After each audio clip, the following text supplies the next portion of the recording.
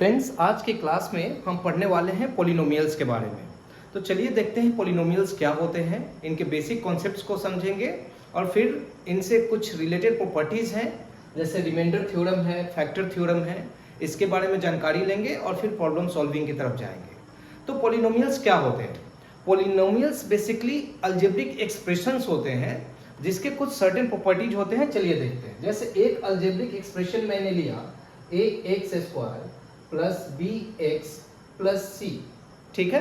अब ये इस एक्सप्रेशन को अलजेब्रिक एक्सप्रेशन क्यों बोल रहे हैं?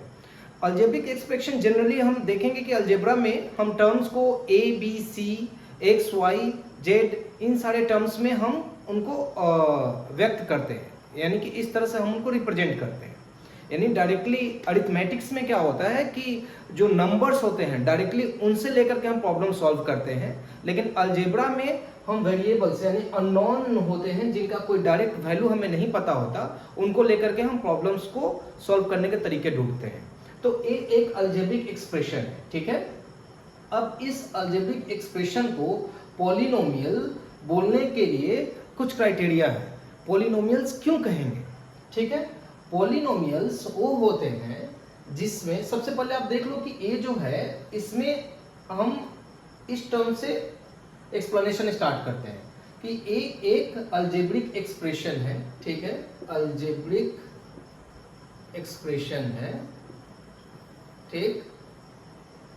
इसमें क्या है, जो ए बी सी जो यूज होते हैं ये कांस्टेंट्स होते हैं। A B C constants, constants के मतलब जिनकी वैल्यू चेंज नहीं होती, value does not change, value does not change, ठीक है। यहां पे जो x होता है, x वेरिएबल होता है। वेरिएबल नाम से ही है कि वैरी करना, तो वैरी करना यानी कि इसका वैल्यू चेंजेस, वैल्यू चेंजेस, ठीक है।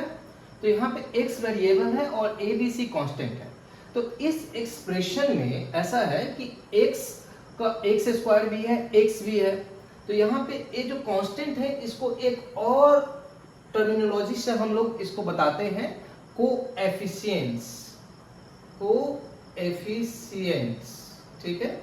अब भाई कांस्टेंट्स और कोएफिशिएंट्स में अंतर क्या है? देखिए अंतर इसके एक्सप्लेनेशन में है।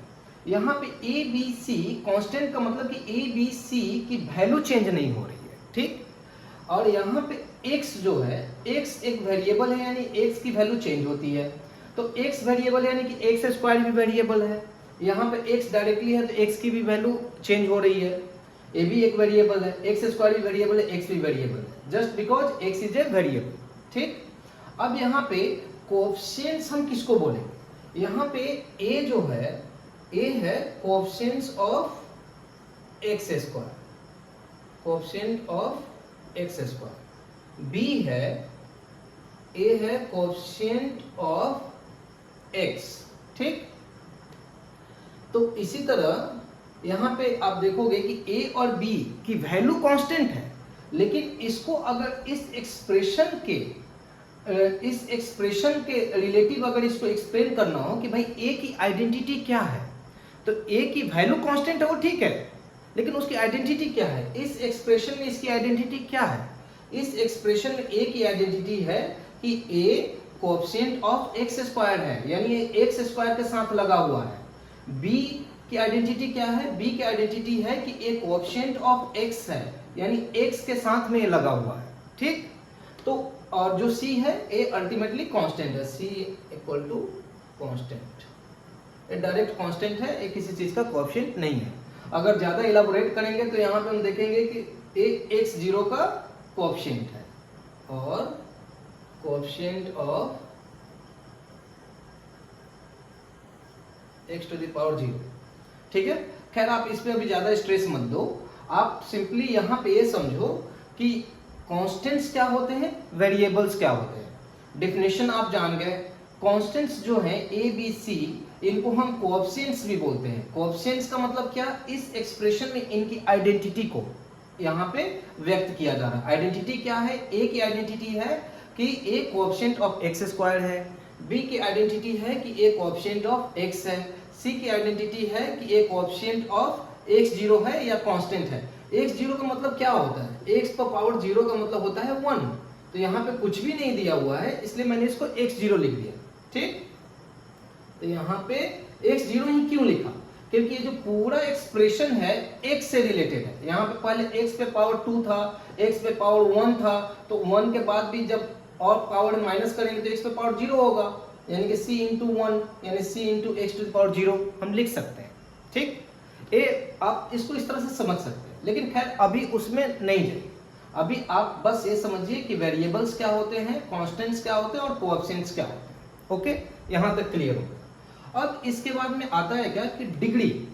डिग्री क्या होता है? तो किसी भी पॉलिनोमियल इक्वेशन का डिग्री जानने के लिए आप देखेंगे कि उसके वेरिएबल का, अच्छा मैं इसको थोड़ा डिलीट करता हूं।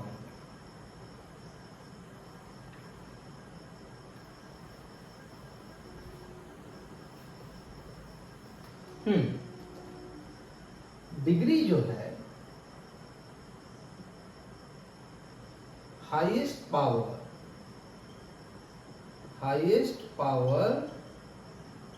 ऑफ द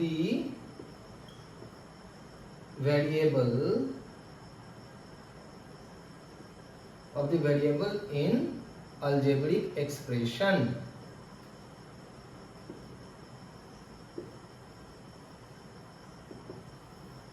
ठीक, यानी कि इस अलजेब्रिक इक्वेशन में या एक्सप्रेशन में जो वेरिएबल है x, इसकी जो हाईएस्ट पावर है उसको हम उस इक्वेशन का डिग्री कहेंगे, यानी उस एक्सप्रेशन का डिग्री कहेंगे। यहाँ पे वेरिएबल क्या है? x है। ठीक, तो यहाँ पे x की हाईएस्ट पावर क्या है? 2 है। तो इस एक्सप्रेशन या इक्वेशन की डिग्री क्या होगी? Present case here degree equal to 2। ठीक है, तो यहाँ पे x की पावर मैक्सिमम 2 है, उसके बाद 1 है, तो हम भाई मैक्सिमम पावर को लेंगे। यहाँ पे ये हो गई हमारी डिग्री 2 होगी। ठीक, इसके बाद में होता है क्या कि नंबर ऑफ टर्म्स। अच्छा, डिग्री पे जब हम आए हैं यहाँ पे 2, तो यहाँ पे ही हम पॉलिनोमियल की थोड़ा डिफिनेशन को और थोड़ा क्लियरली समझ लेते हैं। पॉलिनोमियल एक अलजेब्रिक एक्सप्रेशन होता है जिसमें वेरिएबल का जो पावर होता है वो होल नंबर होता है। ठीक है, polynomials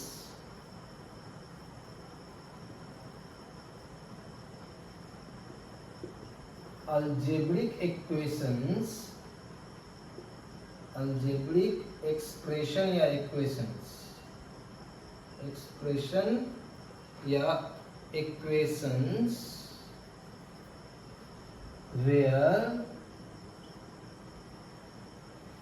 power or indices where power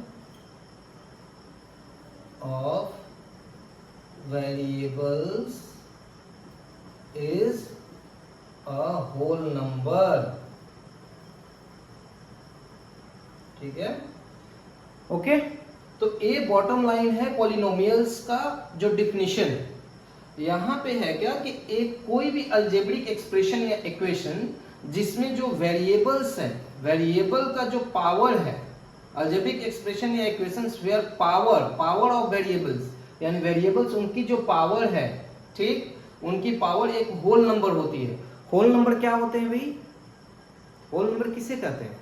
ये आप ऑलरेडी हमारे पहले जो चैप्टर्स हमने पढ़ाए हैं उसमें होल नंबर्स, इंटीजर्स, ये जो सारी की सारी चीजें हैं हमने बहुत अच्छे से डिटेल में डिस्कस की है। चलिए फिर से एक बार इस चीज को हम देख लेते हैं।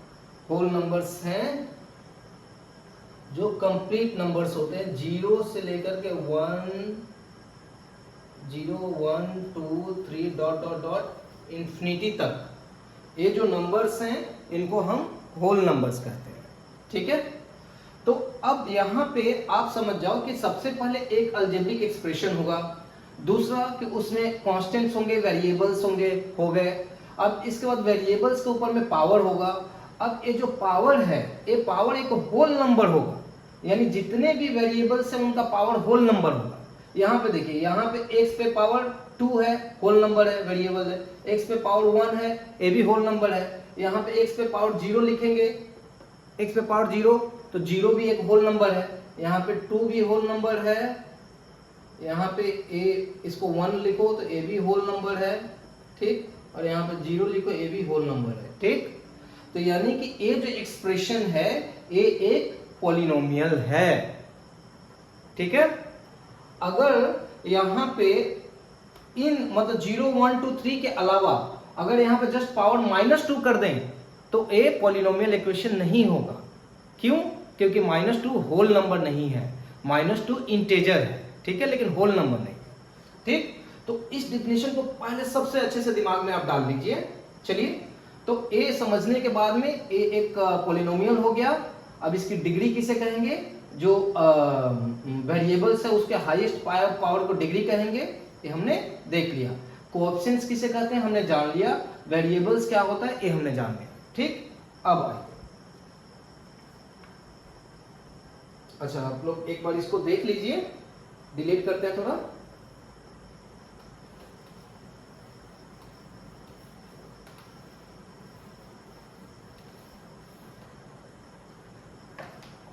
डिग्री के बाद आता है टर्म्स, यानी टर्म्स कितने हैं, टर्म्स यानी कि कितने टर्म्स है, ये एक टर्म हो गया, ये दूसरा टर्म हो गया, ये तीसरा टर्म हो गया। यानी कि जो भी ये वैल्यूज हैं इनके बीच में प्लस माइनस की जो भी साइन है तो इसको एक टर्म बोलेंगे। ये एक टर्म हुआ, ये दूसरा टर्म हुआ, ये तीसरा टर्म हुआ, ठीक।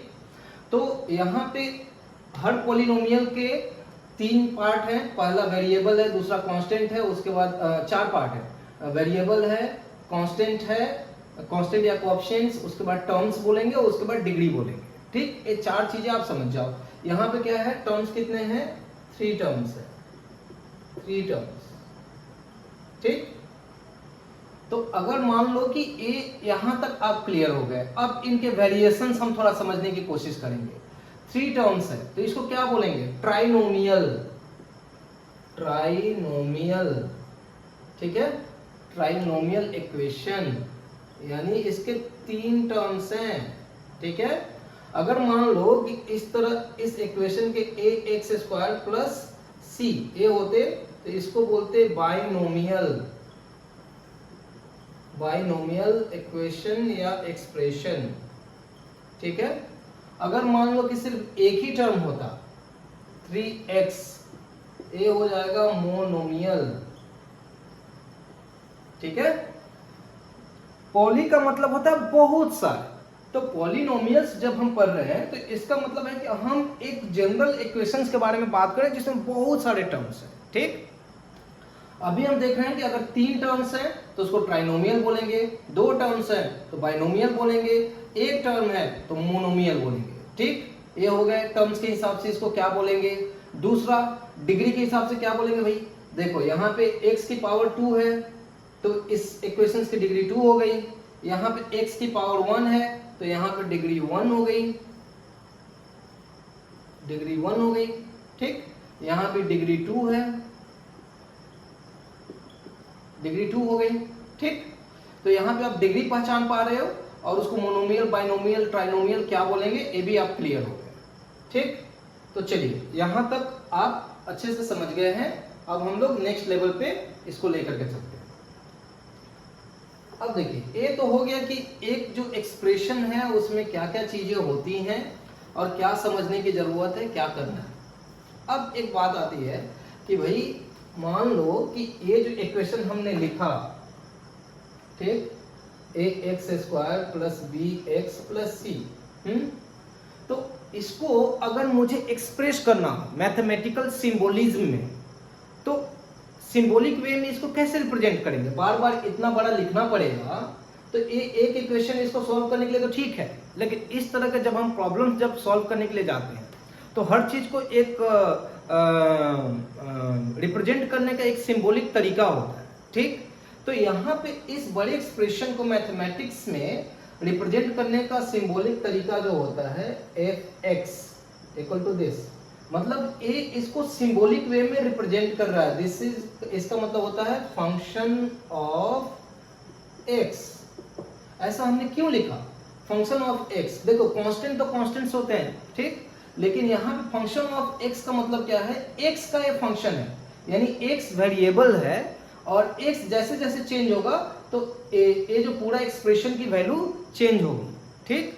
यानी ये जो टोटल वैल्यू है एक्सप्रेशन की, ये हमेशा डिपेंड करेगी x पे, always depends on value of expression, always depends on value of x, ठीक।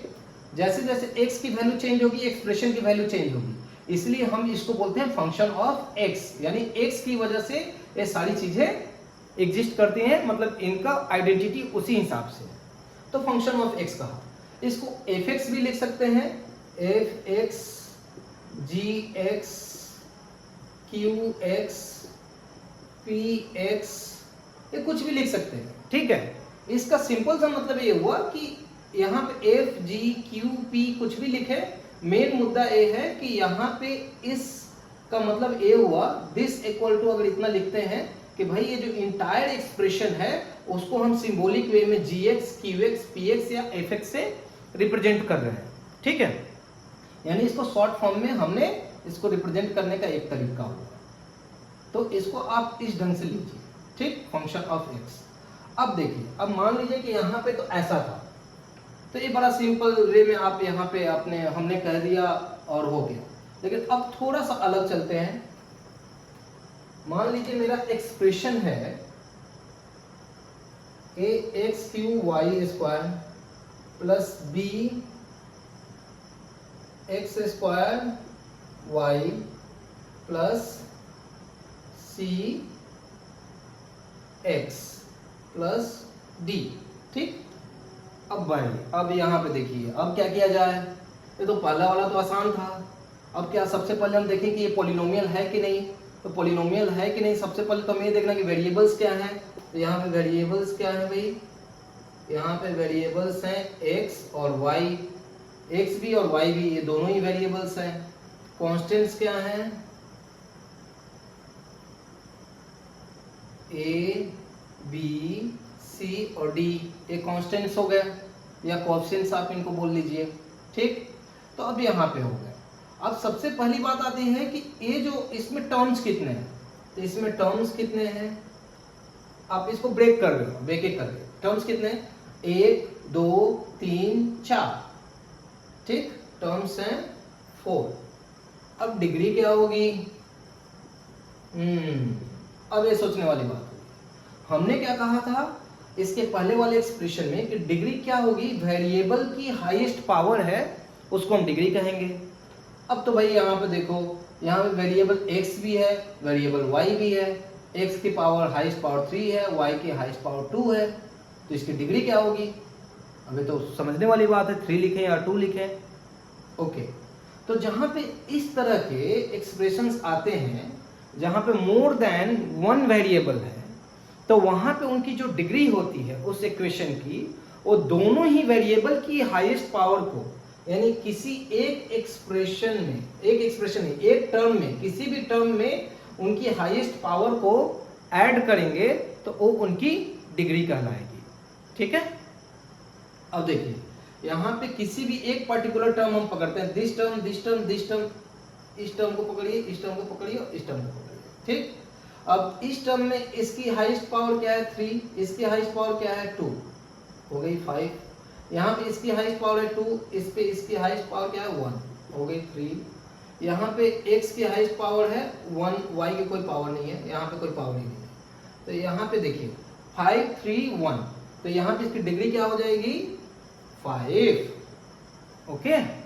तो आप कंफ्यूज नहीं होइएगा कि भाई यहाँ पे x दे दिया, यहाँ पे y स्क्वायर दिया, यहाँ पे y क्यूब दे दिया और यहाँ पे x स्क्वायर दे दिया, तो या y4 दे दिया, कुछ ऐसा हो गया, तो हम क्या करें, इसको ऐड करें, इसको ऐड करें, कुछ नहीं। आप हर टर्म में, ईच एंड एवरी टर्म में जो x की पावर है, y की पावर है, उसको ऐड कीजिए। यहाँ पे x की पावर, y की पावर है, उसको ऐड कीजिए। यहाँ भी x की पावर है, y की पावर है, तो ऐड कीजिए। ऐड करने के बाद आप देखिए कि इसमें जो भी ऐड करने के बाद जो वैल्यू आए, जो सबसे हाईएस्ट वैल्यू है वो इसकी डिग्री हो गई, ओके। तो चलिए आप कांस्टेंट समझ गए, टर्म समझ गए, वेरिएबल्स हो गए, डिग्री हो गई 5। अब इसका डिपिक्शन, यानी कि इसको सिंबॉलिक वे में अगर रिप्रेजेंट करना है तो क्या रिप्रेजेंट करेंगे, यहाँ पे तो एफ एक्स हमने इसलिए लिखा क्योंकि यहाँ पे इस एक्सप्रेशन की वैल्यू जो है ये टोटली एक्स पे डिपेंड करती थी। ओके, लेकिन अभी क्या है कि यहाँ पे इस एक्सप्रेशन की वैल्यू सिर्फ एक्स पे डिपेंड नहीं करती, एक्स पर भी डिपेंड करती है और वाई पे भी डिपेंड करती है, क्योंकि दोनों ही यहाँ पे वेरिएबल। ओके, ऐसे केस में सिंपली इसको करेंगे F X comma Y equal to this, मतलब कि ये जो एक्सप्रेशन है this is a function of X comma Y, X and Y दोनों का ही फंक्शन है। ठीक है, तो इस तरह से इसको हम रिप्रेजेंट करेंगे। ठीक, चलिए, तो यहां तक हम आशा करते हैं कि जो भी आप टर्म्स या कंडीशंस हैं आप अच्छे से समझ गए। अब एक हल्का सा ट्विस्ट लेते हैं इसमें, ये तो आप समझ गए, थोड़ा डिलीट करता हूं इसको।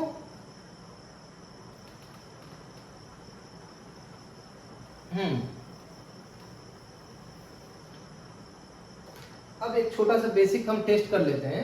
मान लो कि f x equal to x to the power 4x square plus 3x to the power half plus 5। ठीक है, तो ये जो इक्वेशन है ये क्या कोई पॉलिनोमियल है या नहीं है, वेदर पॉलिनोमियल और नॉट, पॉलिनोमियल और नॉट। ठीक, बताइए। देखिए, हमारा जो बेसिक डेफिनेशन क्या था कि जो वेरिएबल्स हैं ये होल नंबर्स होने चाहिए, इनकी जो पावर है होल नंबर्स होनी चाहिए। यहाँ पे जो 2 है होल नंबर है, ये क्या है, not whole number, whole number नहीं है। ठीक, तो भले ही इस इक्वेशन में एक टर्म में इसका पावर, वेरिएबल का पावर होल नंबर है, लेकिन जो दूसरे टर्म में इसमें वेरिएबल का जो पावर है होल नंबर नहीं है।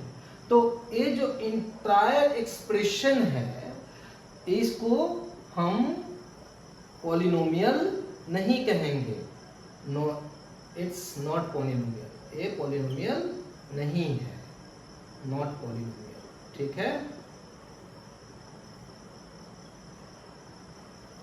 सीधी सी बात है कि एक एप्पल में आधा एप्पल है आधा संतरा है, तो उसको ना तो आप एप्पल बोल पाओगे ना संतरा बोल पाओगे। ठीक है, तो वैसे ही यहाँ पे क्लियर है कि यहाँ पे अगर एक एक्सप्रेशन में कंडीशन फॉलो हो रहा है लेकिन दूसरे एक टर्म में फॉलो हो रहा है, दूसरे टर्म में फॉलो नहीं हो रहा है, तो इस इंटायर को हम प्योरली पॉलिनोमियल नहीं है, इसको हम वहीं पर रिजेक्ट कर देंगे। सीधा सा जवाब है कि भाई इसमें हम उस पर फोकस नहीं करेंगे जिसपे होल नंबर है, हम उस पर फोकस करेंगे जहाँ पे होल नंबर नहीं है।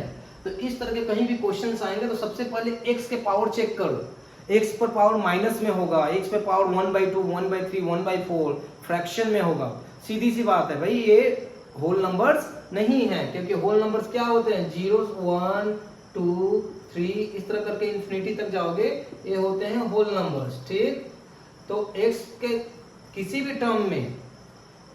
भी टर्म में अगर x की पावर इससे हटकर कुछ भी है, ठीक, या फ्रैक्शन में है या माइनस में है, तो वो होल नंबर्स नहीं है और वो उनको हम पॉलिनोमियल नहीं कहेंगे।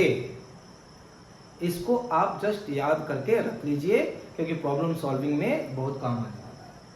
ठीक, चलिए ये भी हो गया। अब इसके बाद में आते हैं रिमाइंडर थ्योरम।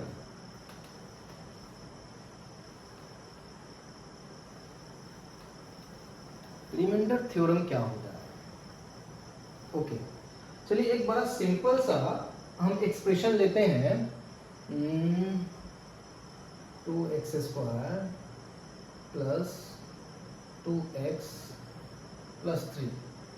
ठीक है, 2x square plus 2x plus 3, इसको हमने मान लिया एक fx। ठीक, इसको हम इस तरह से डिफाइन करने वाले हैं, तो x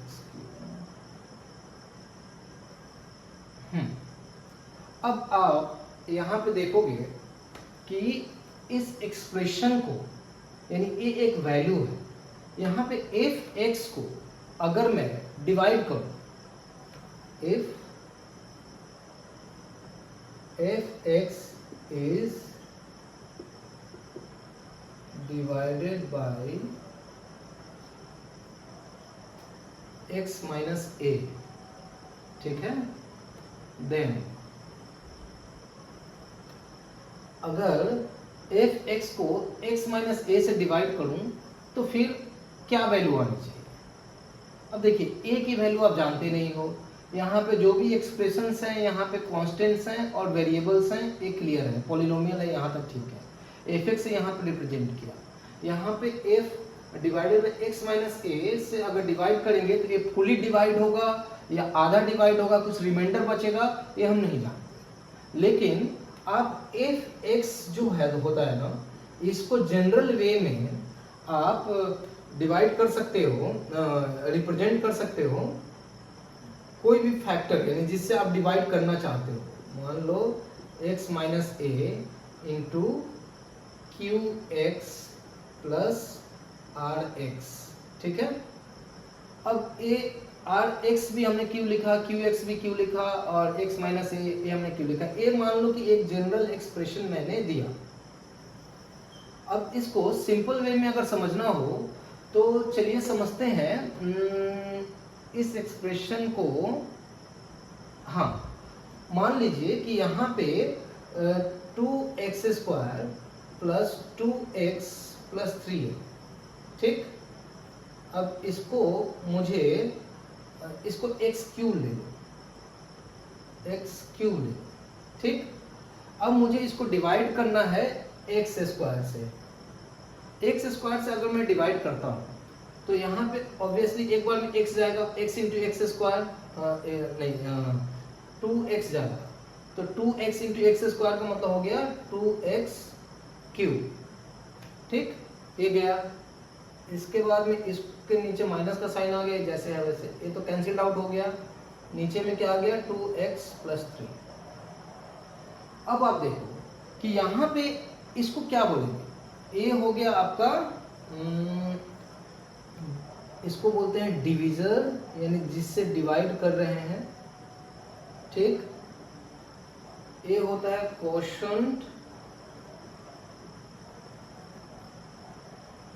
इस पोर्शन को बोलते हैं रिमाइंडर, और जिस पोर्शन को हमने डिवाइड किया इसको हम बोलते हैं डिविडेंड,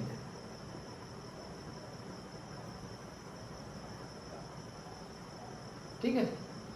तो अब यहाँ पे आप देखो कि डिविजन यानी जिससे डिवाइड किया, डिविडेंड यानी जिसको डिवाइड किया गया, कोशंट यानी कि डिवाइड करने के बाद जितना होल वैल्यू मिला, और रिमाइंडर 2x प्लस 3 यानी कि जो बच गया।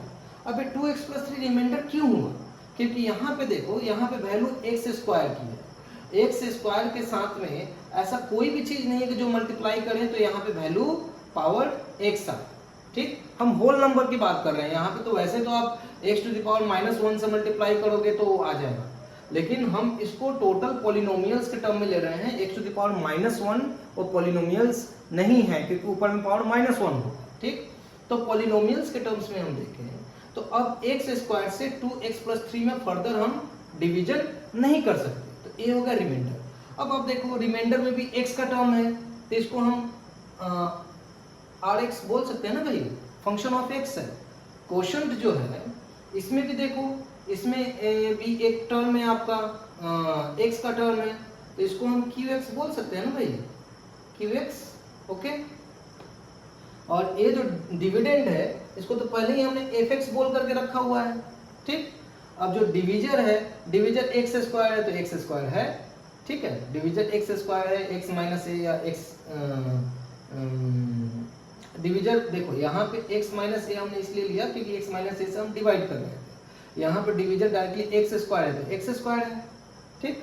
तो यहाँ पे fx इक्वल टू, आप देख सकते हो ये जो जनरल टर्म है कि fx equal to x minus a, ये डिविजर है।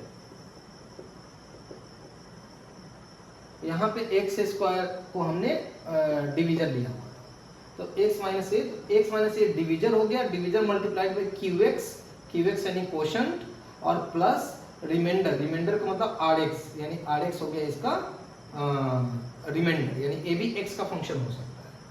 ओके, तो यानी कि एफ एक्स को हम इस जनरल टर्म्स में लिख सकते हैं। ठीक, अगर हम इसको डिवाइड कर रहे हैं एक्स माइनस ए से, तो अब देखिए, अब इसमें क्रक्स क्या है कि ये हम जनरली जानते हैं भाई रिमाइंडर का तो मतलब ऐसा होना चाहिए कि कांस्टेंट आ जाए, लेकिन यहाँ पर देख रहे हैं तो कांस्टेंट नहीं आ रहा है, तो ये भी वेरिएबल है। लेकिन इस वेरिएबल में बात क्यों है, ये कांस्टेंट क्यों नहीं आ रहा?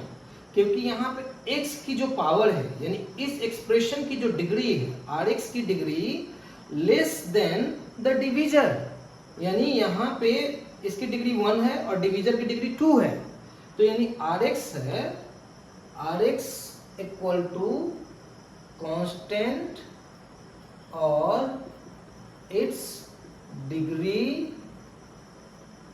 Is less than division.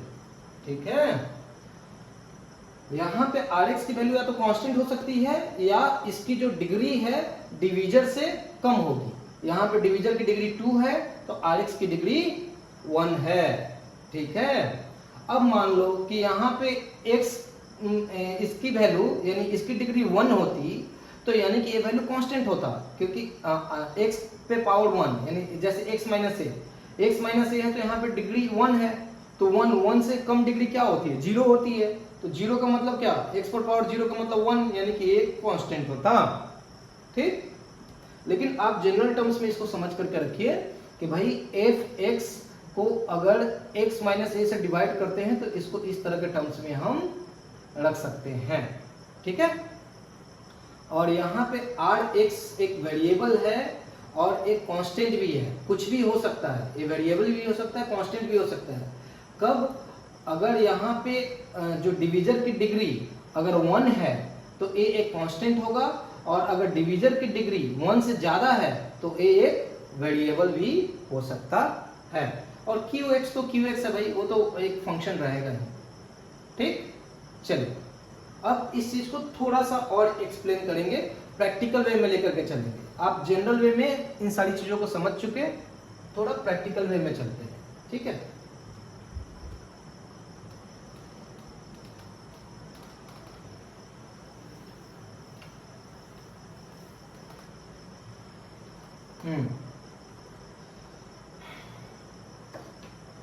अब देखिए, अब मुझसे पूछा जाए if fx is divided by x minus a, then expression को तो ऐसा हम बना सकते हैं।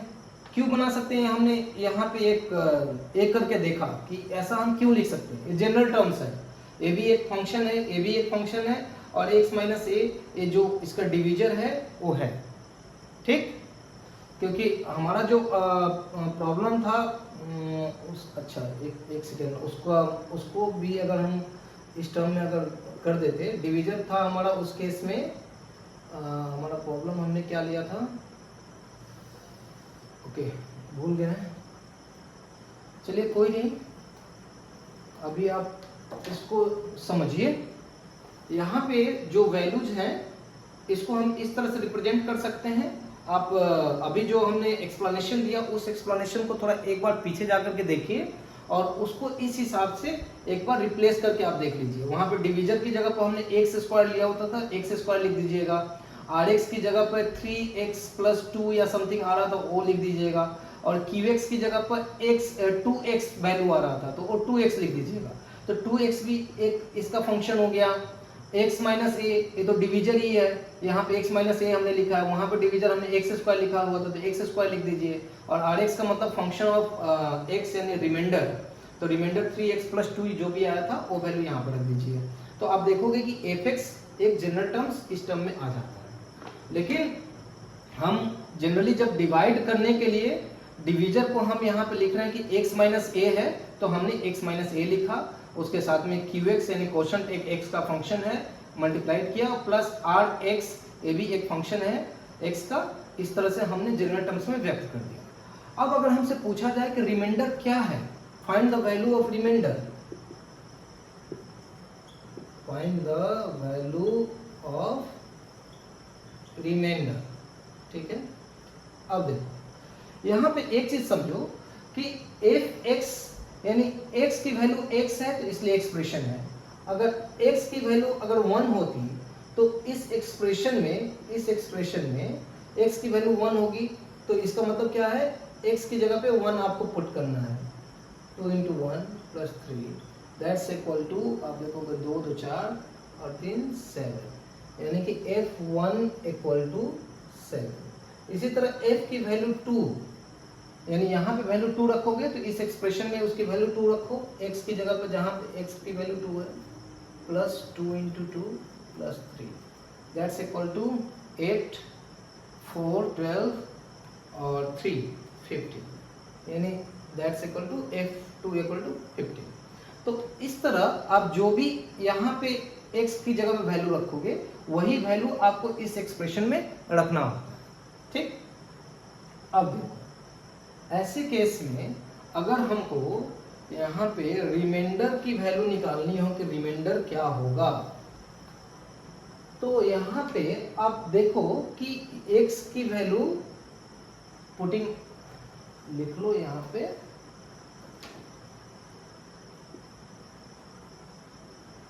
Putting x = a। अब x = a अगर हम पुट करते हैं तो वैल्यू आएगी fa = x की वैल्यू a रखो तो a - a qx चाहे जो भी हो और प्लस rx यानी जो भी इसका फंक्शन है, ठीक। तो a - a क्या हो गया, 0 हो गया। 0 से कुछ भी मल्टीप्लाई करोगे तो क्या हो जाएगा, 0 + rx, ठीक है। तो यहाँ पे जो रिमाइंडर है, तो इसलिए रिमाइंडर rx जो भी है दैट्स इक्वल टू क्या हो गया, फंक्शन ऑफ a, यानी कि फंक्शन ऑफ a नहीं, a जो फंक्शन में x की वैल्यू a रखने पर जो वैल्यू आती है वो इसका रिमाइंडर है, ठीक। तो अब यहाँ पे आप देखोगे कि भाई यहाँ पे हमने इसको क्यों रखा, देखिए x की वैल्यू a इसलिए हमने रखा क्योंकि यहाँ पे डिवीजर के तौर पे हमने x - a लिया है। x - a लिया तो एक्सप्रेशन यहाँ पे आप देख रहे हो, यहाँ पे सिंपल सी बात है कि x की वैल्यू जैसे ही मैं a रखूंगा तो यहाँ पे a दिस और दिस कैंसिल्ड आउट हो जाएगा, 0 हो जाएगा, यानी a एक्सप्रेशन 0 हो जाएगा। तो मुझे प्रूफ करना है कि rx की वैल्यू निकालनी है, तो rx की वैल्यू निकालनी है तो a वाला एक्सप्रेशन तो मुझे 0 करना है ना। तो 0 करने के लिए क्या रखना होगा, x की वैल्यू a रखनी होगी, और ये सिंपल है। क्यों रखेंगे, क्योंकि भाई x - a हमारा डिवीजर है, x की वैल्यू a रखा, यहाँ पर भी x की वैल्यू a रखा और ये वैल्यू 0 हो गया, तो फिर रिमाइंडर इक्वल टू हो गया f × a। यानी इस एक्सप्रेशन में जो भी हम वैल्यू अगर रख देते हैं, यानी fa अगर निकालते हैं तो वो होगा रिमाइंडर, कब, जब उसको x - a से डिवाइड करेंगे। थोड़ा हैप्पीजार्ड हो गया, लेकिन आप एक बार इसको देख लो, ये कैसे हुआ ये तो आप समझ जाओ। Find the value of remainder putting x = a, f का वैल्यू a पुट किया तो r यानी रिमाइंडर के बराबर आ गया, यानी रिमाइंडर = f का वैल्यू a पुट करने पे जो भी वैल्यू आती है वो। तो अब अगर हमसे पूछा जाए कि भाई ये जो ऊपर का एक्सप्रेशन है, सपोज ये जो fx है, इसको अगर मैंने x - a से डिवाइड कर दिया तो इसमें रिमाइंडर क्या है, तो रिमाइंडर rx या ra जो भी आपको लिखना है, अब r ही लिख लो इसको। ये जो रिमाइंडर है, रिमाइंडर इक्वल टू हो जाएगा f × function of f a, यानी function of x when x = a, ठीक। तो अब इस फंक्शन में x की वैल्यू a रखेंगे तो 2a² + 2x 2a + 3। तो यहाँ पे अगर इस फंक्शन को fx को x - a से डिवाइड करोगे तो रिमाइंडर आएगा इतना, that is r = 2a² + 2a + 3। आप इसको rx लिख रहे थे, लेकिन अभी आपने देखा कि a एक कांस्टेंट वैल्यू है तो r को हमने कांस्टेंट मान लिया, 2a² + 2a + 3, ये इसका रिमाइंडर हो गया, ठीक। मोरल ऑफ द स्टोरी ये है कि किसी भी एक्सप्रेशन को अगर किसी डिविजर से हम डिवाइड कर रहे हैं तो रिमाइंडर की वैल्यू कितनी आएगी, ये सीधी सी बात है। उस फंक्शन में डिविजर यानी x माइनस ए यानी x माइनस ए के टर्म्स में पहले डिविजर को आप व्यक्त करो, ठीक, एक्सप्रेस करो डिविजर को, और वहां पे a की वैल्यू आप इस एक्सप्रेशन में पुट कर दो तो जो वैल्यू आती है ये उसका रिमाइंडर हो जाता है। ये होता है इसका रिमाइंडर थ्योरम। डिग्री और तो आप समझ चुके हो। अब आता है फैक्टर थ्योरम, ठीक। फैक्टर थ्योरम क्या होता है, चलिए देखते हैं।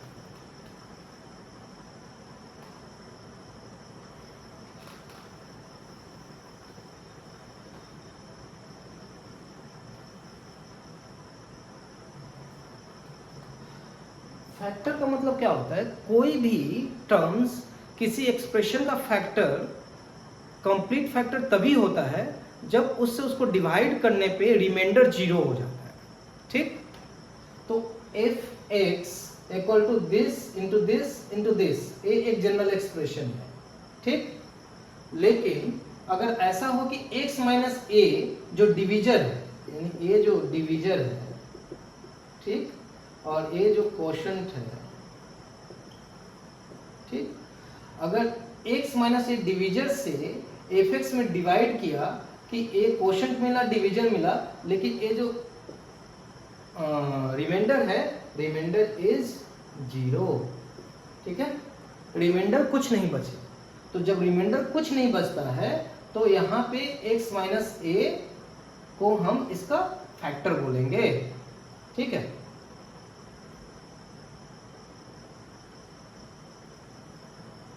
when f(x)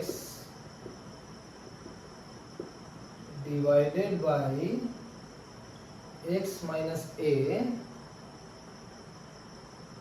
with no remainder,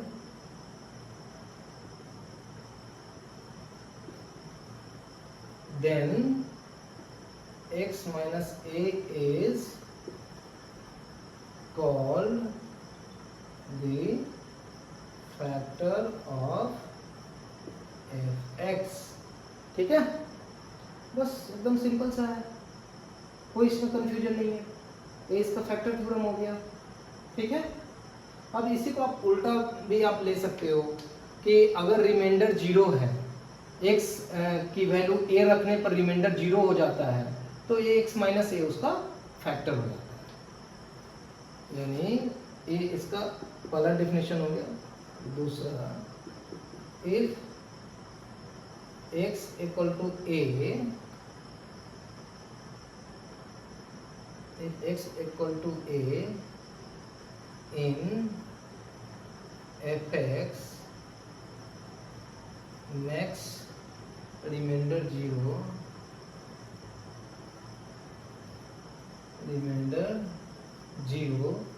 then x minus a is a factor of f(x), ठीक है।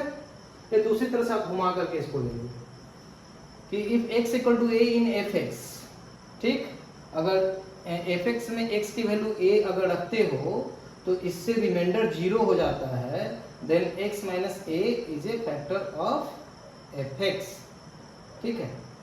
रिमाइंडर 0 होने का मतलब क्या होता है, पूरे एक्सप्रेशन की जो वैल्यू है, ठीक, पूरे एक्सप्रेशन की जो वैल्यू है ये कंप्लीट दिस और दिस के टर्म्स में आ जाती है, यहाँ पे एक कोई वैल्यू नहीं है, तो उसको हम फिर x माइनस ए को इसका फैक्टर कहेंगे, ठीक। चलिए, तो अब ये प्रॉब्लम्स हैं, अब मतलब बेसिक्स हमने समझ लिया, अब इसके बेस पे कुछ प्रॉब्लम्स हम सॉल्व करने की कोशिश करते हैं, ठीक है।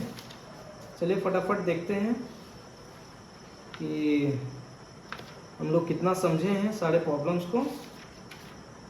चलिए,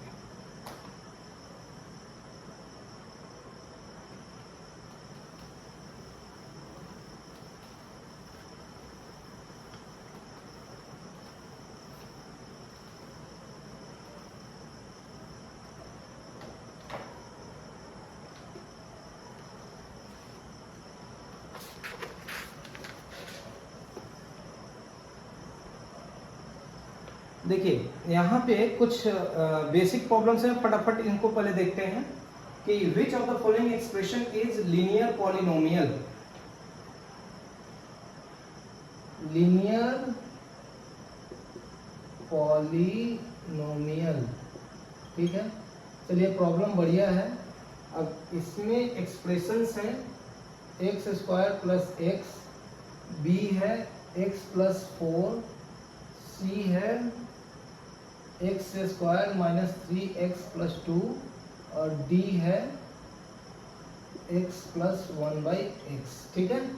अब देखिए सबसे पहले तो आप ये समझो कि पॉलिनोमियल्स इसमें कौन कौन से हैं। देखिए x पे पावर होल नंबर इसमें भी है, यहाँ पर भी होल नंबर है, पॉलिनोमियल है। यहाँ पर भी x की पावर होल नंबर है, पॉलिनोमियल है। यहाँ पे x की पावर 2 होल नंबर, x की पावर 1 होल नंबर, पॉलिनोमियल है। यहाँ पे x पे पावर 1, लेकिन यहाँ पे 1/x, इसको हम लिख सकते हैं x plus x to the power minus 1, तो ये पॉलिनोमियल नहीं है। तो पहला तो b तो ऐसे ही आउट हो गया। अब पूछा लीनियर पॉलिनोमियल। लीनियर पॉलिनोमियल किसे कहते हैं, चलिए इस प्रॉब्लम में थोड़ी समझ लेते हैं। लीनियर पॉलिनोमियल यानी जहां पे डिग्री 1 होती है, डिग्री इक्वल टू 1, जहां पे एक्सप्रेशन की डिग्री 1 होती है उसे लीनियर पॉलिनोमियल कहते हैं, ठीक है। तो यहाँ पे सिर्फ ए है लीनियर पॉलिनोमियल, ठीक है। चलो दूसरा प्रॉब्लम है which of the following is quadratic polynomial. Okay, चलिए ये लीनियर की जगह पे अब आता है क्वाड्रेटिक। क्वाड्रेटिक पॉलिनोमियल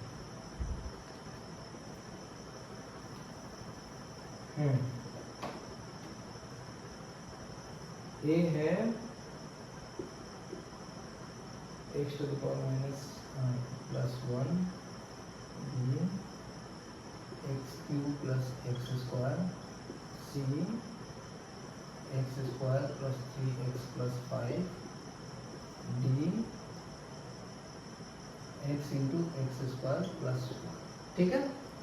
अच्छा यहाँ पे भी सबसे पहले हम देख लें कि भाई इसमें पहले तो पॉलिनोमियल कौन से हैं, इनको हम सेपरेट आउट कर लें। ये ब्रैकेट में इसको थोड़ा एक्सपेंड कर लेते हैं, ये हो जाएगा x to the power cube plus x, ठीक है। अब देखो यहाँ पे इसका पावर होल नंबर, ये भी होल नंबर, ये पॉलिनोमियल है। ये भी देखो सब होल नंबर्स हैं, ये भी पॉलिनोमियल है। ये भी देखो ये दोनों पे ये होल नंबर्स के पावर है, वेरिएबल्स पे पॉलिनोमियल है। यहाँ पे देखिए यहाँ पे x पे पावर 1 है, यहाँ पे x पे पावर हाफ है। यानी इसको अगर हम ये करें तो x इंटू एक्स पे पावर हाफ प्लस 1, तो ये पॉलिनोमियल नहीं है, क्योंकि यहाँ पे x पे पावर, x पे जो पावर है वो होल नंबर नहीं है। अब इसके बाद में है कि क्वाड्रेटिक किसे कहते हैं। देखिए क्वाड्रेटिक पॉलिनोमियल उसको कहते हैं जहां पे डिग्री 2 है, डिग्री 2, यानी जिस इक्वेशन की डिग्री 2 है उसे क्वाड्रेटिक पॉलिनोमियल कहते हैं, ठीक है। तो यहाँ पे किस इक्वेशन की डिग्री 2 है, यहाँ पे इसकी डिग्री 3 है, यहाँ पे इसकी भी डिग्री 3 है, यहाँ पे इसकी डिग्री 2 है। तो ये हो गया हमारा आंसर, ठीक है। चलिए द पॉलिनोमियल इतना is divisible by this this this and that, okay. ये भी पढ़ते हैं फटाफट।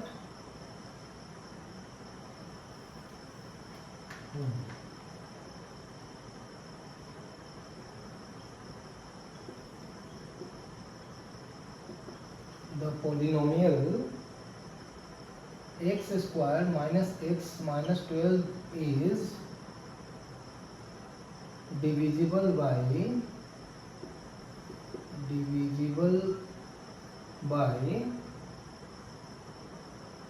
expression a x plus 2 b x plus 3 c x plus 4 d x minus 2। पूछा जा रहा है कि ऊपर का जो फंक्शन है, जो पॉलिनोमियल है, वो इन चारों से किससे डिविजिबल होगा। ठीक है। अब किससे डिविजिबल होगा का मतलब क्या है?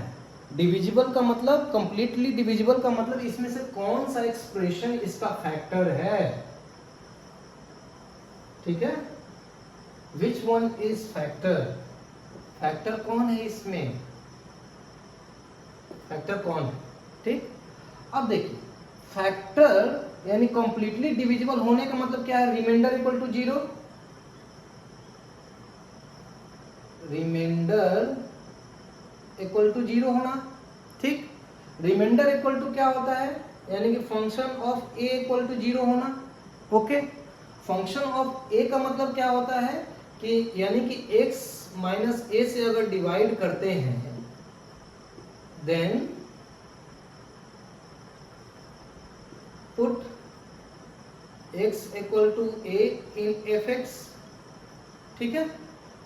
तो यहां पर रिमाइंडर 0 होगा यानी कि fa 0 होगा, तो तभी तो x माइनस ए यानी कि रिमाइंडर 0 का मतलब कि कंप्लीट फैक्टर है, यानी कि इसमें से जो भी एक्सप्रेशन है ए एक फैक्टर है। अब एक फैक्टर है तो डिविजिबल यानी कि हाँ फैक्टर है यानी रिमाइंडर 0 है। रिमाइंडर 0 का मतलब ये जो एफ ए 0 ना, एफ ए 0 ए क्या चीज है? एक्स माइनस ए जो फैक्टर है इसमें ए हम पुट करेंगे इस इक्वेशन में। अब आप यहाँ पे देखो ये जो एक्सप्रेशंस हैं इसमें ए की जगह पे क्या है?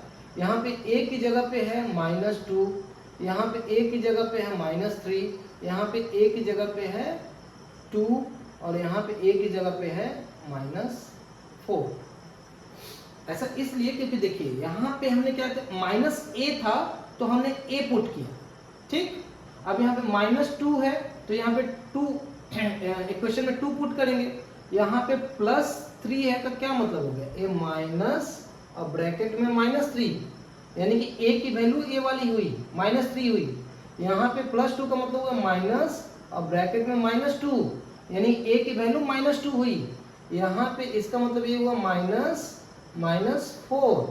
मतलब इस एक्सप्रेशन को मैं इस टर्म में व्यक्त करने की कोशिश कर रहा हूँ क्योंकि हमारा बेसिक कांस्टेंट है। बाकी जो भी प्रॉब्लम्स आएंगे हम पहले बेसिक्स पे उसको लेकर के जाएंगे और फिर उसको सॉल्व करेंगे, ठीक। तो अब यहाँ पे देखो, अब यहाँ पे a की वैल्यू आ गई -2, -3, -4, 2। अब इसमें ऐसा होना चाहिए कि f यानी ये फंक्शन है, इसमें a की वैल्यू पुट करने पे वैल्यू 0 आ जाए तो आप पुट करो। यहाँ पे डायरेक्टली -2 पुट करते हो तो क्या आएगा? f -2 पुट करो तो -2 का होल स्क्वायर -2 -12 इक्वल टू कितना आएगा? ये हो गया 4 और ये हो गया +2 और -12 नॉट इक्वल टू 0, ठीक। 0 नहीं आ रहा है। अभी -3 पुट करो, f इक्वल टू -3 तो यानी -3 का होल स्क्वायर -3 -12 -3 का होल स्क्वायर यानी 9 हो गया और माइनस +3 -12 दैट्स इक्वल टू 0 यानी 1 -3 यानी ए वाली वैल्यू 0 हो रही है, यानी कि इससे ए कंप्लीटली डिविजिबल है, ठीक है। हमने जो बेसिक कॉन्सेप्ट्स लिया था उसी बेसिक कॉन्सेप्ट को यूज किया है इसमें, ठीक है। अब देख लो डिविजिबल होने का मतलब क्या हुआ? कंप्लीटली डिविजिबल का मतलब कोई रिमाइंडर नहीं आता, रिमाइंडर 0। लेकिन रिमाइंडर की वैल्यू हमने क्या देखी थी? रिमाइंडर की वैल्यू होती है fa equal to, remainder equal to होता है fa, रिमाइंडर यानी r इक्वल टू होता है fa। तो रिमाइंडर की वैल्यू 0 का मतलब fa की वैल्यू 0। fa में a क्या है? अगर x माइनस a से डिवाइड कर रहे हैं, डिवाइड का मतलब a है डिवीजर या फैक्टर, ठीक। तो यही तो पूछ रहा है कि इसमें से कौन फैक्टर है या डिवीजर जो है कंप्लीटली उसको डिवाइड कर देगा। तो a डिवीजर या फैक्टर है, इसमें x माइनस a इसका डिवीजर है। तो यहाँ पे तब x की वैल्यू a हम एक्सप्रेशन में पुट करते हैं तो f a की वैल्यू निकलती है। अब यहाँ पे x माइनस a है ना, तो यहाँ पे x माइनस a है तो x माइनस और ब्रैकेट में -2 करेंगे तब तो ये वैल्यू आ रही है। तो यहाँ पे a की वैल्यू -2 है, यहाँ पे a की वैल्यू -3 है। इस तरह से हमने इस वैल्यू को निकाला और फाइनली हमने यहाँ पे सॉल्व किया। सॉल्व करके देख रहे हैं कि किस वैल्यू को इनपुट करने से fa की वैल्यू 0 आ जाएगी, तो वही इसका डिविजर या फैक्टर होगा। ठीक है, चलिए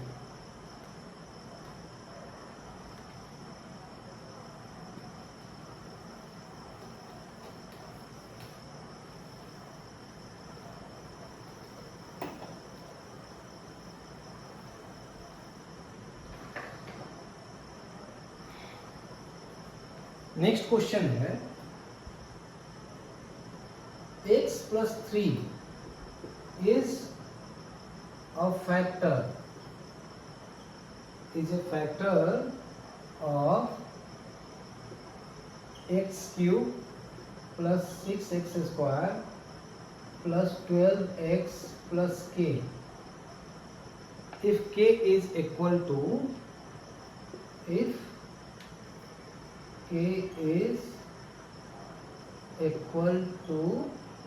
अब वैल्यूज हैं a 6 b -6 c 9 d -9। Okay, पूछ रहा है कि भाई x plus 3 is a factor of this if k is equal to this, यानी कहना चाहता है कि भाई k की वैल्यू कितनी होगी कि x plus 3 इसका फैक्टर होगा। सबसे पहली बात है कि x plus 3 अगर एक फैक्टर है तो इसका मतलब कि रिमाइंडर 0 है। तो रिमाइंडर यहाँ पे इसको सॉल्व करेंगे, सॉल्यूशंस इसके निकालते हैं हम। If x plus 3 is a factor then remainder equal to 0, remainder equal to 0। ठीक, here divisor is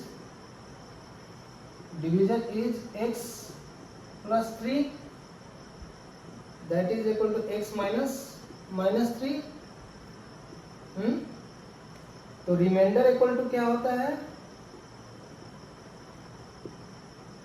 reminder equal to होता है fa that's equal to x minus a, here a equal to -3, क्या हम कर दिए? a equal to -3, remainder equal to fa, but remainder equal to 0, इसलिए fa equal to 0। ठीक है, तो इसलिए क्या होगा? fa, a की वैल्यू -3 है, तो fa इक्वल टू यहाँ पे क्या होगा? fa की वैल्यू यहाँ पे आप पुट करोगे equal to f -3 that's equal to -3 का होल क्यूब प्लस 6 -3 का whole square plus 12 -3 plus k equal to 0। ये वैल्यू 0 होनी चाहिए। अब हम सॉल्व करते हुए चलते हैं आ जाते हैं, और यहाँ पे ये देखो -27 होगा, ये हो जाएगा 54 हो जाएगा, प्लस ये हो जाएगा -36 प्लस k इक्वल टू 0। अब ये सिंपल है भाई, आप इसको सॉल्व कर सकते हो। देखिए 54 से 27 माइनस होगा 27, और 27 36 से माइनस हो जाएगा तो कितना हो जाएगा? -9। तो और k -9 इक्वल टू 0, इसलिए k equal to 9 is the answer. तो यहाँ पे k की वैल्यू 9 होगी। ठीक है, तो आपने देखा कि हमने जो बेसिक कॉन्सेप्ट्स लिए थे उन्हीं से हमने कैसे इस प्रॉब्लम को सॉल्व किया। ठीक है,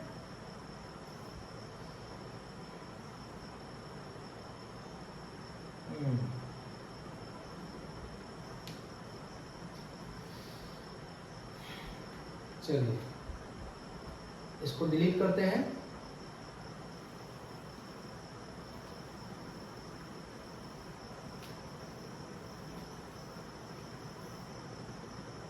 सारे प्रॉब्लम्स बेसिक्स पे ही सॉल्व होंगे। तो अगर बेसिक्स में अगर कुछ कंफ्यूजन है, आप रिवाइंड करके फिर से एक बार बेसिक्स को एक बार फिर से रिवाइज कर लीजिए।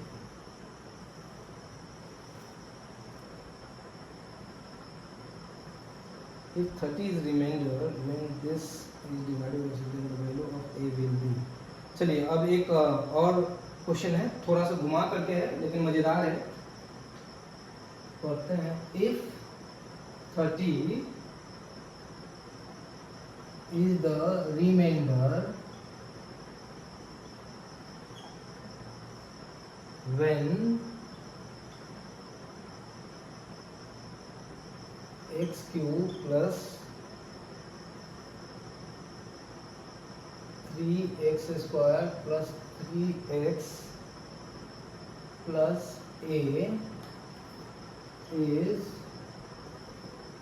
divided by x minus 2, then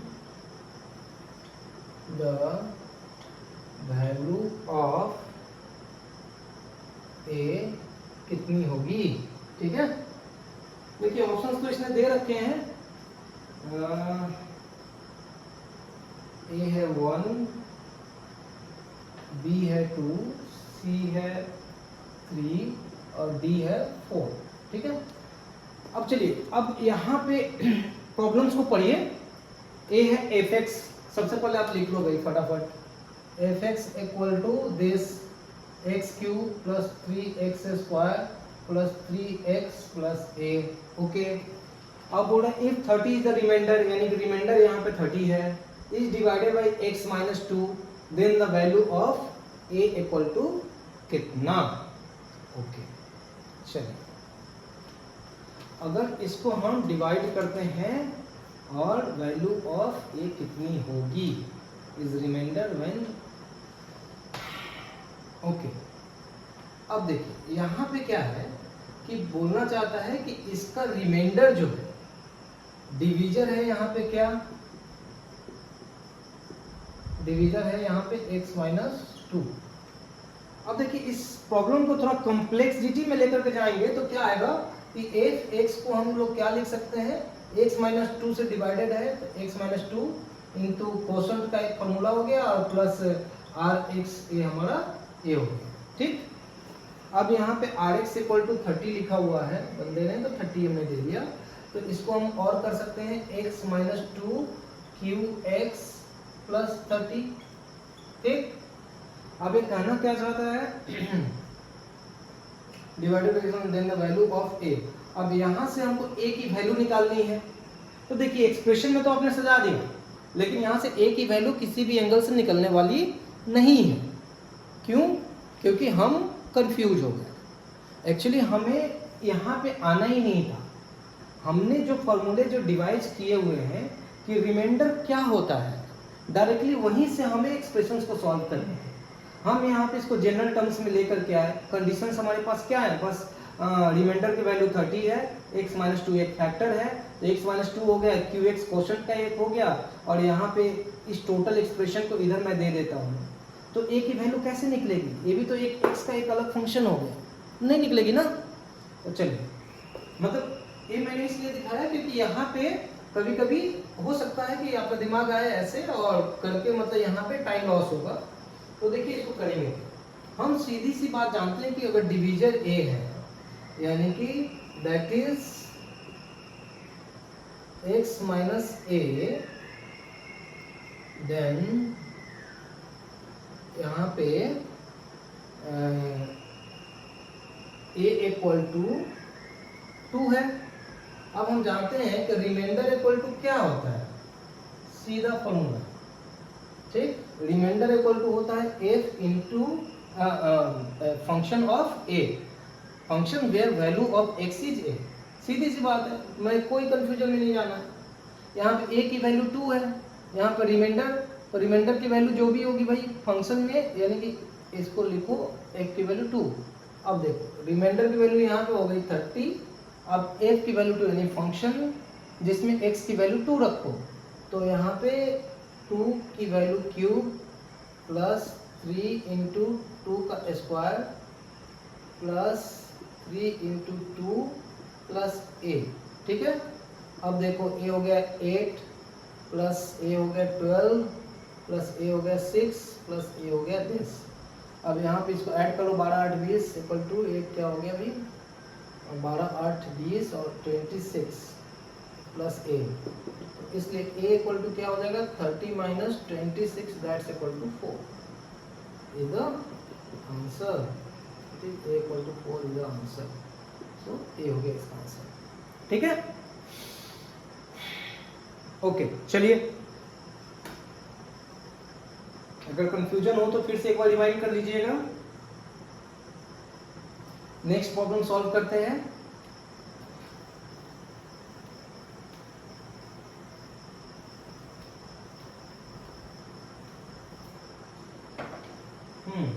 the zeros of the polynomial are, ये भी एक अच्छा कॉन्सेप्ट है, चलिए इसको भी पढ़ लेते हैं। The zeros of the polynomial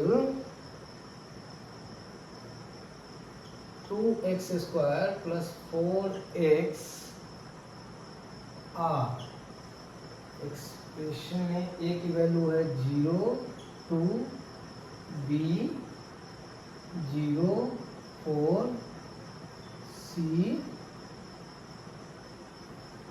0 minus 2 d 0 1। Okay, अच्छा रिकॉर्ड हो रहा है। ओके ठीक है, देखिए यहाँ पे the zeros of the polynomial r, इन चारों में से क्या होगा। तो सबसे पहले एक चीज जान लीजिए कि पॉलिनोमियल का जीरो कहने से क्या मतलब होता है। इसका मतलब ये होता है कि x की कौन सी वैल्यूज रखने पे पॉलिनोमियल की वैल्यू जीरो हो जाएगी, ठीक है। तो यहाँ पे होगा कि f x equal to 2x square plus 4x। तो यहाँ पे zeros of the polynomial are, zeros of the polynomial are those values of x are those values of x for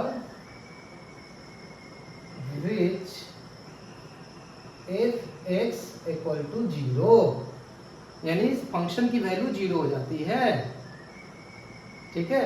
बड़ा सिंपल सा फॉर्मूला है, मतलब डिफिनीशन है, आप बस इसको याद रख लीजिए कि x की जो कोई वैल्यू f(x) की वैल्यू को 0 कर देती है वो उसके जीरोज ऑफ द पॉलिनोमियल्स हैं, ठीक। ये नहीं कि भाई पॉलिनोमियल्स जीरो, f 0 नहीं निकालना है आपको, x की वैल्यू 0 पुट नहीं करनी है, ये पूरे वैल्यू यानी फंक्शन ऑफ x, यानी ये पूरा एक्सप्रेशन की वैल्यू 0 हो जाएगी। x की कोई ऐसी वैल्यू पुट करो जिससे पूरे एक्सप्रेशन की वैल्यू 0 हो जाएगी, ठीक है। तो नॉर्मल फैक्टर्स के प्रॉब्लम है जो शायद आप पहले ही पढ़ चुके होंगे। तो चलो यहाँ पे f(x) की वैल्यू 0 कब होगी। f(x) यहाँ पे क्या है 2x square plus 4x equal to 0 होना चाहिए। तो और यहाँ पे 2x कॉमन ले लो तो बच गया x प्लस 2 इक्वल टू 0। तो इस केस में क्या है, इस एक्सप्रेशन को 0 होने के लिए इधर x इक्वल टू 0, यानी x की वैल्यू 0 कर दे तो भी 0 के साथ पूरा एक्सप्रेशन मल्टीप्लाई होगा तो 0 हो जाएगा, और x प्लस 2 इक्वल टू 0, या a वाला जो वैल्यू है इसकी वैल्यू 0 कर दें तो भी ये बाकी के साथ 0 से मल्टीप्लाई होगा 0 हो जाएगा। तो that is x equal to -2। तो यहाँ पे हो गया कि x इक्वल टू 0 और -2, ये दो वैल्यू ऐसे हैं जिनको पुट करने पर इस एक्सप्रेशन की वैल्यू 0 हो जाएगी, यानी यहाँ पे a हो गया आंसर, ठीक है। तो आप कॉन्सेप्ट समझ गए, डेफिनेशन आपने देखा और प्रॉब्लम्स कैसे सॉल्व करेंगे ये भी आपने देखा, ठीक है। चलिए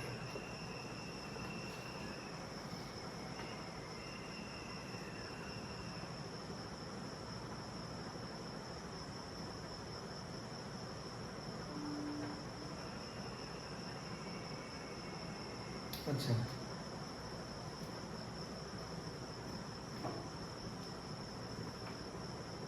चलिए इसको डिलीट करते हैं। एक जनरल प्रॉब्लम है, उस पर थोड़ा सा देखते हैं।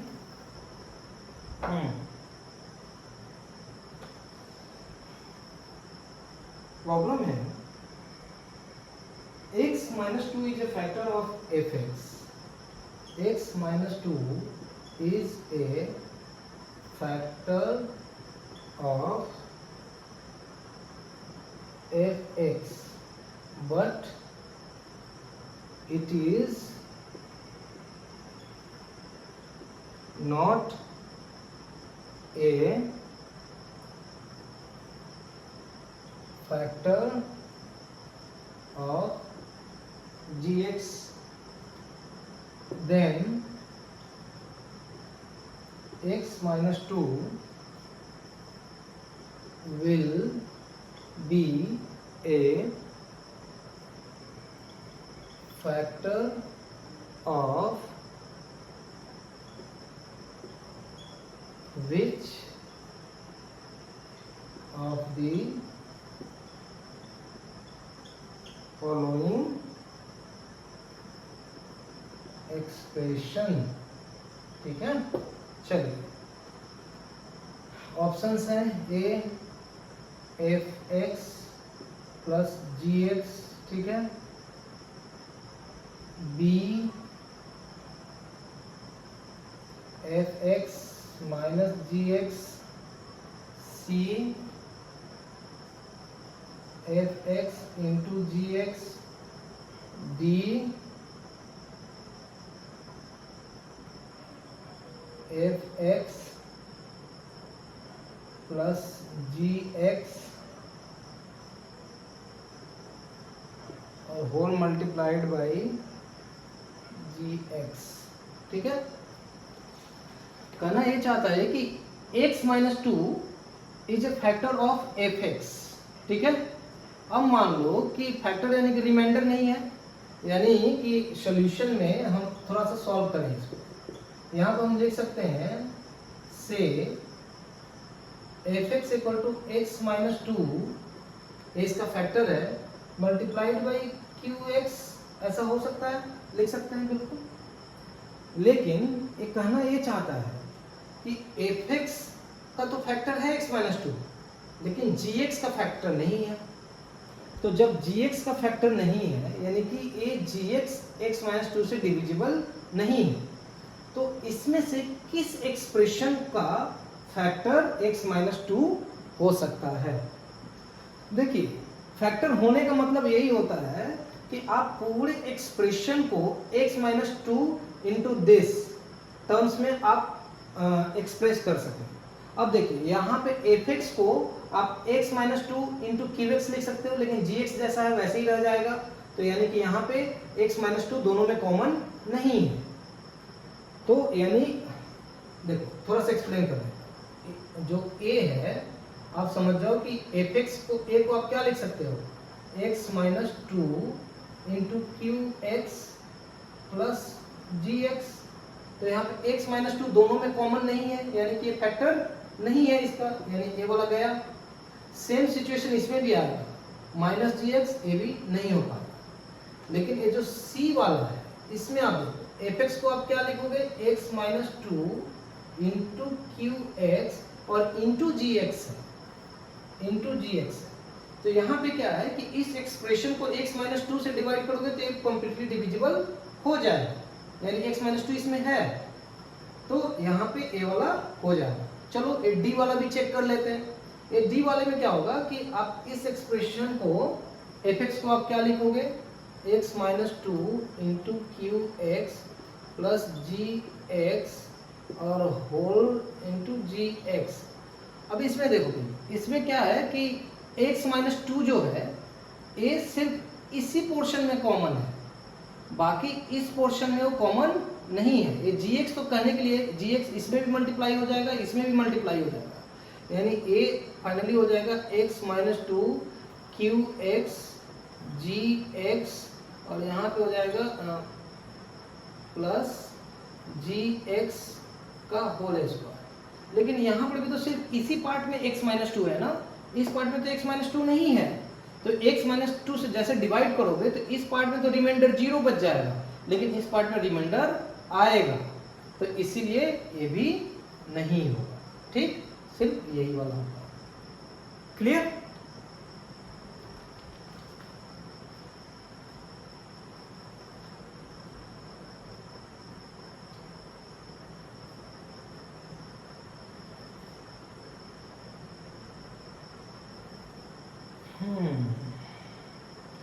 चलिए कुछ और प्रॉब्लम्स हैं, जरा सॉल्व कर लेते हैं। अभी तक आप देख पा रहे होंगे कि जो भी प्रॉब्लम्स हैं हम सारे बेसिक्स को यूज करके सॉल्व कर रहे हैं। ठीक है, तो ए प्रॉब्लम है x + 1 is a factor of this then this equal to this. ये तो सिंपल है, the root of linear polynomial इतना इज दिस। ओके, ये थोड़ा सा अलग है, इसको थोड़ा देख लेते हैं। The root of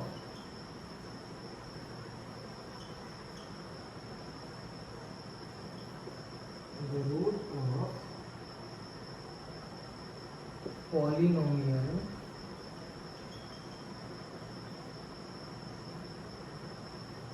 f(x) = 2x + 1 is, ठीक है। अब देखो, चलो इसका आंसर लिख लेते हैं। a 0 है, b -1 है, c 1/2 है, d -1/2 है। यहाँ पर भी आपको सिर्फ डिफिनीशन समझने की जरूरत है। अभी इसके पहले वाले प्रॉब्लम्स में जैसे हमने डिस्कस किया कि the zeros of the polynomials are, यानी कि किस वैल्यू ऑफ x के लिए इस एक्सप्रेशन की वैल्यू 0 हो जाएगी। एग्जैक्टली जो x की वैल्यू जो है, जिसकी वजह से इस एक्सप्रेशन की वैल्यू 0 होगी, उसी x की वैल्यू को हम रूट भी कहते हैं। ठीक है, तो root of equation is the root value of equation is the value of x, या इसको लिखो the root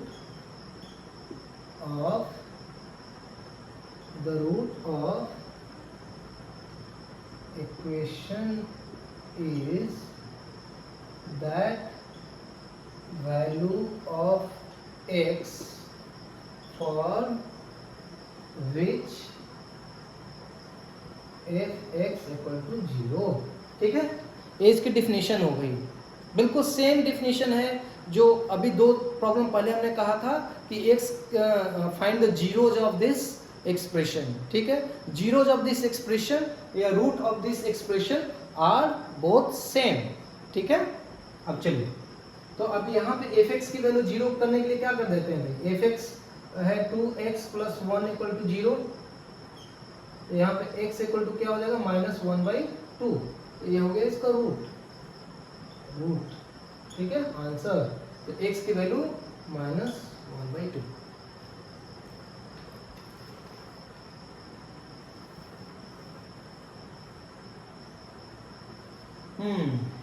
चलिए एक और मजेदार क्वेश्चन है।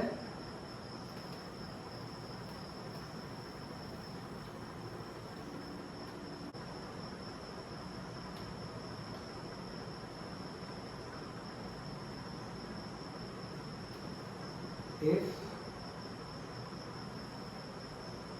in the polynomial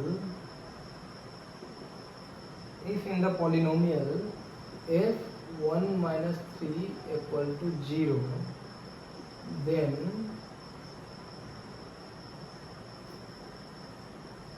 one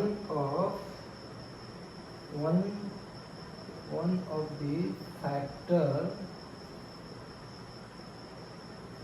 of f(x) will be। देखिए यहाँ पे अगर एक वैल्यू यानी x की वैल्यू -1/3 रखने पे फंक्शन f(x) = 0 हो, तो इसका मतलब क्या है कि इसका फैक्टर क्या हो जाएगा, x की वैल्यू -3 तो -1 प्लस 1/3, तो factor equal to 1/3, that's equal to 3x plus 1 और बाहर में आपको 1/3, तो यहाँ पे 3x plus 1 is a factor. ठीक है, क्योंकि यहाँ पे जो भी हमने पॉलिनोमियल का भी पढ़ा था इसमें जीरोस कब होते थे, x की वो पार्टिकुलर वैल्यू जो पुट करने पे fx की वैल्यू 0 हो जाए। ठीक, तो x की वैल्यू हमने कितनी पुट की, x इक्वल टू -1/3 पुट की। ठीक, तो fx की वैल्यू 0 हो गई, तो -1/3 पुट करने का मतलब क्या हुआ कि भाई यहाँ पे this expression x equal to -1/3, अब इसको आप थोड़ा सिंप्लीफाई कर लोगे, यानी कंप्लीट x के टर्म्स में लेकर के आओगे विथ होल नंबर्स कोएफिशिएंट्स, तो ये वैल्यू आपको सॉल्व करके इस तरह से आती है। तो यहाँ पे 3x प्लस 1 जो है ये इसका एक फैक्टर होगा। ठीक है, तो ये हो गया इसका। ओके, चलिए तो आज की क्लास यहीं पे ख़त्म करते हैं। फिर पॉलिनोमियल्स के कुछ और क्वेश्चंस हैं तो नेक्स्ट क्लास में देखेंगे। हमने बेसिक सारे कैप्चर कर लिए हैं, कुछ एमसीक्यू क्वेश्चंस हैं जो हम लोग डिस्कस करेंगे। आज की क्लास में हमने बेसिक्स को अच्छे से समझा और उन बेसिक्स को यूज करके हमने प्रॉब्लम सॉल्व किए। ठीक है, तो आप एक बार फिर से बेसिक्स को रिवाइज कीजिए, प्रॉब्लम सॉल्व कीजिए और जो कुछ बैलेंस प्रॉब्लम्स हैं इनको हम नेक्स्ट क्लास में कंप्लीट कर लेंगे। ठीक है, चलिए पढ़ते रहिए अच्छे से।